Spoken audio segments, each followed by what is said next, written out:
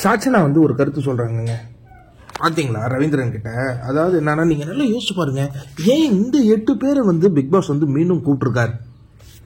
நீங்க யோசிச்சு பாருங்க. என்னோட முடிஞ்சிச்சு. சத்யா அதுக்கப்புறம்லாம் எவிக்ட் ஆனாங்க, அவரெல்லாம் கூப்பிடவே இல்லை. ஏன் நம்ம 8 பேரையும் கூப்பிட்டுருக்காங்க தெரியுமா? நம்ம தான் இதுக்கு டிசர்வ்னு மக்கள் பேசிக்கிறாங்க.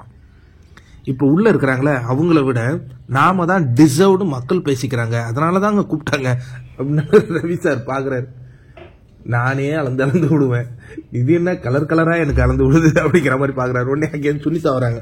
இந்த பொண்ணு ஒன்று சொல்லுது, இதை பத்தி உங்க கருத்து? எனக்கு அதெல்லாம் கருத்து இல்லைங்க, எதுவும் கூப்பிட்டாங்க, நாங்க வந்திருக்கிறோம். இப்போ அந்த ஸ்வாப் நடக்க போதுல, அதுல யாரு 2 பேரும் இருப்பீங்க தெரியல.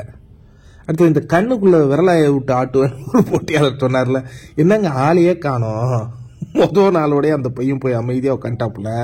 இதுல வேற வீரவசனம் நான் சொல்லுவேன். பேசுறானே அவன் செயல் இருக்காது.